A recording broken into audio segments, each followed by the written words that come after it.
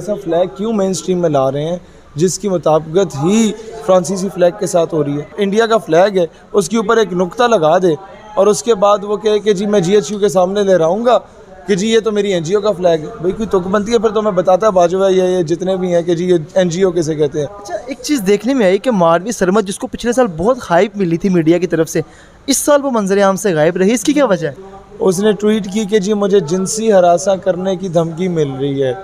देखिए तो हमारे इलाके में खोतों ने भी एहतजाज शुरू कर दिया। ये बताइए कि आपके मुतालिबात मंजूर कर लिए गए हैं? तमाम तंजीमात जो हम जिन्स परस्ती को डायरेक्टली या इनडायरेक्टली प्रोमोट कर रही हैं उन सब पे पाकिस्तान में पाबंदी आयद की जाएगी। लेकिन अगर इन पर अमल दरामद हुकूमत नहीं करती तो फिर आपकी पार्टी की जानिब से क्या हिकमत अमली अपनाई जाएगी? मैदान भी वही है, हम भी वही हैं। अस्सलाम वालेकुम नाज़रीन, पाकिस्तान नेशनल TV के साथ मैं हूँ आपका मेज़बान जुनैद आदिल। नाज़रीन, इस वक्त मेरे साथ मौजूद है शहीर सियालवी। इन्होंने इस्लामाबाद के अंदर औरत मार्च के ख़िलाफ़ धरना दिया और हुकूमत के सामने उनकी बेहयाई को रोकने के लिए अपने चंद मुतालेबात रखे, जो मुतालेबात अब हुकूमत की जानिब से मंजूर कर लिए गए हैं। सबसे पहले तो आपको मुबारकबाद हम पेश करते हैं हम अपने चैनल की तरफ से कि आपके जो मुतालेबात थे वो हुकूमत ने मंजूर कर लिए।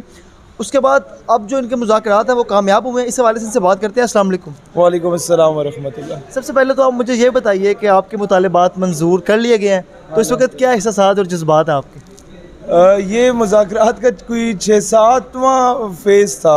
दिन 2 बजे से शुरू हुए थे और ये चलते रहे। ऑफ एंड ऑन हमारे बंदे आते, ये माना जा रहा है और इसमें इस हद तक माना जा रहा है, अल्फाज के चुनाव में मसला है, हम फिर भेज देते। हमने एक दिन में गवर्नमेंट, हमें पता था ये हमारे साथ यूँ होगा क्योंकि गवर्नमेंट का प्रेशर होता है। एडमिनिस्ट्रेशन तो बेचारे अच्छे लोग होते हैं, पढ़े लिखे लोग होते हैं, लेकिन गवर्नमेंट का इशू हमेशा से होता है, वो मानने को तैयार नहीं होती। हमें अभी तरीका तो अंदाज़ा हो गया था। इस्लामाबाद हम कोई तीसरी चौथी बार सील करने आ रहे थे तो हमें अंदाज़ा हो गया था कि मनवाया कैसे जाता है। प्रेस क्लब का हमने टाइम दिया और आवाम को, हुकूमत को बताने के लिए कहा था कि हम D चौक जाएंगे। उन्होंने D चौक सारा सील किया हुआ था अपनी तरफ से। हम चले गए अपारा, पहले अपारा थाने में गए कि जनाब FIR काटो। वो कहते हैं यहाँ नहीं को सार, वहाँ नहीं वहाँ। मैं कि ठीक है। हम लोग वहाँ से अपारा चौक गए और फिर बहुत कुछ हमने ब्लॉक किया। वो मैं करूँगा बोलूँगा तो हमारे जो दुश्मन हजरात हैं वो उस पर कार्रवाई करने का मजाज रखते हैं। एनी हाउ, हमने टेक्निकल गेम ये की इनके साथ जो ये हमेशा से हमारे साथ करते थे। हमने 2 जगहों पे धरने बैठाए थे। एक धरना अपारे में पहले का बैठा हुआ था, दूसरा धरना प्रेस क्लब बैठा हुआ था। फिर दोनों दरमियान में आए थाने वाली साइड पे, फिर ऑन द स्पॉट हम मूव करके वहाँ पे गए तो इनकी पुलिस और एडमिनिस्ट्रेशन जो है वो डिवाइड हो गई थी। अब इनके लिए संभालना इन अ सेंस लाठी चार्ज या शेलिंग के अलावा और कोई दूसरा चारा नहीं था। और इन्हें पता था कि अगर इस तरह का कोई काम किया जाएगा तो फिर ज़्यादा मामला ख़राब होता है। अब टेक्निकली इन चीज़ों को मनवाया कैसे जाता है, वो तब होता है जब आपका एक होमवर्क कंप्लीट होता है, नंबर 1। और तकरीर में जो आप बात करते हैं वो कोई और चीज़ होती है। जो आप मुज़ाकरात में जाके करते हैं उसे प्रैक्टिकली इम्प्लीमेंट कराने के लिए आपके पास हर किस्म का सबूत होना चाहिए। हमारी मुज़ाकराती कमेटी पढ़ी लिखी कमेटी थी जो मलिक वकास सलीम एक PhD कर रहा है, हमारा पायनियर मेंबर्स में से है, मेरा सगे भाइयों की तरह है, और स्टेट यूथ पार्लियामेंट के बानी अरकान में। और दूसरा सॉफ्टवेयर इंजीनियर है जो मुज़ाकराती कमेटी का मेंबर था, राजा नौमान। पढ़े लिखे लोगों ने जो मुज़ाकरात हाँ, उन्होंने होमवर्क किया इस पे और एक दिन के शॉर्ट नोटिस पे हमने किया। मैंने कहा तुम दोनों भाइयों का और कोई काम ही नहीं है, इस पे होमवर्क करो और प्रॉपर जाके आपने करना, कोई वीक पॉइंट नहीं देना। उन्होंने कहा जी फ्रांस का फ्लैग नहीं था, आप लोग एम ही निकल आए हैं, वो फ्लैग तो NGO का था। मैंने कहा जब आपको पता है कि मुसलमानों के जज्बात इतने मजरू हो रहे हैं तो ऐसा फ्लैग क्यों मेन स्ट्रीम में ला रहे हैं जिसकी मुताबिकत ही फ्रांसीसी फ्लैग के साथ हो रही है। कल को इसी तरीके से कोई वो ले ले अपना कि जनाब इंडिया का फ्लैग है, उसके ऊपर एक नुक्ता लगा दे और उसके बाद वो कहे कि जी मैं GHQ के सामने ले रहा कि जी ये तो मेरी NGO का फ्लैग है। भाई कोई तुकबंदी है फिर तो मैं बताता बाजवा ये जितने भी हैं कि जी ये NGO किसे कहते हैं। फिर आप आ जाएँ कि कल को कोई इजराइल की झंडा उठा के ले आए और कहे जी उसमें मैंने 2 डाउट ऐड कर लिए, लिहाजा भी इजराइल का नहीं रहा, मेरी NGO का बन गया, तो ये बदमाशी नहीं चलेगी। इस तरह की डबल मीनिंग चीज़ें हम मेन स्ट्रीम में नहीं आने देंगे।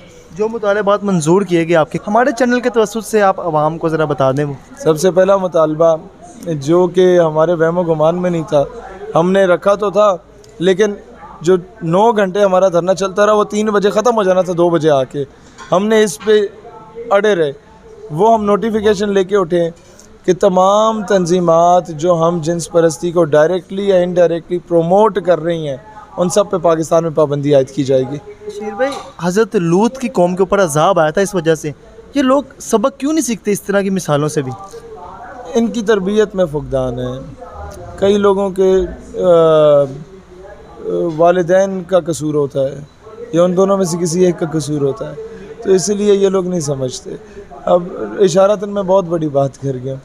दूसरी बात यह है कि जो दूसरा मुतालबा हमारा माना गया वो ये कि जितने भी इस तरह के घटिया और लोग हैं जो पाकिस्तान के आइडियोलॉजी के अगेंस्ट तबर्रा कर रहे होते हैं उन पे मीडिया पे पाबंदी लगाई जाए। इसका मरासला भी भेज दिया गया पैमरा को। तीसरा जो हमारा माना गया था, हाँ, मिस्टर चिप्स वाला, जो कि हम लोगों ने पहले आवाम के सामने नहीं रखा। उसकी वजह ये थी कि हम अगर रखते तो उसका काउंटर नैरेटिव पहले ही आवाम में से कोई उठ के जो हमारे एंटी नज़रिए का बंदा है वो अपने रेफरेंस से लड़ा के कर लेता।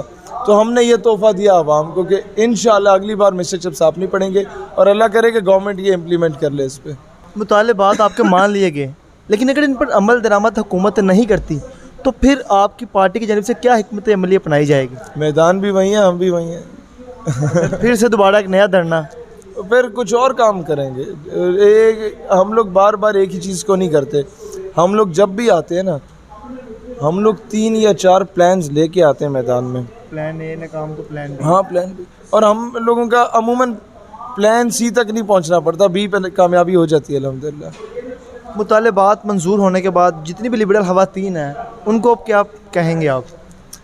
ख़वातीन को हम कुछ नहीं कहते, उनके पीछे जो फंडिंग करने वाले लोग हैं ना उनको यही कहूँगा कि आपने जो लाखों करोड़ों रुपए की इन्वेस्टमेंट की थी, हम नौजवान उस पर लात मारा है अल्हम्दुलिल्लाह। अच्छा, एक चीज़ देखने में आई कि मारवी सरमद, जिसको पिछले साल बहुत हाइप मिली थी मीडिया की तरफ से, इस साल वो मंजर आम से गायब रही। इसकी क्या वजह है? इस बार उसका दिल था हाइप हासिल करने का, उसे दी नहीं। उसने ट्वीट की कि जी मुझे जिनसी हरासा करने की धमकी मिल रही है।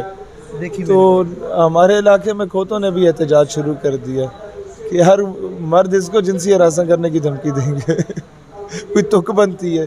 वो जमील फारूकी कहता है मारो मुझे मारो, कि इसको जिनसी हरासा करेगा कोई, ये कोई इसको धमकी देगा। मतलब इतना अजाब आ गया पाकिस्तान पे कि लोगों को और कोई मिला नहीं है कि इसको जाके जिनसी हरासा करने की धमकी दे। हम जिन्स परस्ती को ये लोग कहते हैं कि प्रमोट करें, लीगलाइज करें, उसके अलावा भी कई इनके ऐसे मुतालबात हैं जो गैर शरई और गैर इस्लामी हैं। हुकूमत अभी तक इनके खिलाफ कोई एक्शन क्यों नहीं लेती इन तमाम तरह वजूहात के बावजूद? बुज़दिल और बगैरत हो चुके हैं। उनके जहन में ये है कि हम इस तरह का कोई काम करेंगे तो फैटफ का मामला बन जाएगा, यूएन का मामला बन जाएगा। हालांकि कोई इस तरह का मामला नहीं है। अमेरिका एड नहीं देगा, इन्हें पैसे नहीं मिलेंगे, ये बेकारी हो जाएंगे। तो पहले बड़ा कोई ये लोग बहुत बड़े अमीर कबीर कोई मईशत बेहतर कर चुके हैं, बेकारी हैं, पैसे मांगते रहे सारी ज़िंदगी, अभी और मांग लोगे क्या जाएगा।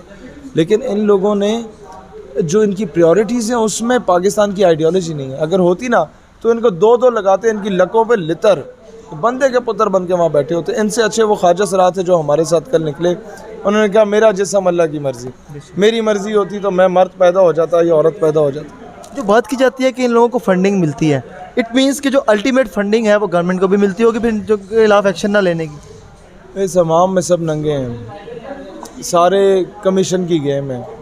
नवाज़ शरीफ को किसी ने बताया कि आपको पता है जीटी रोड इतनी बड़ी किसने बनाई है? कहते किसने? कहते शेर शाह सूरी ने बनाई है।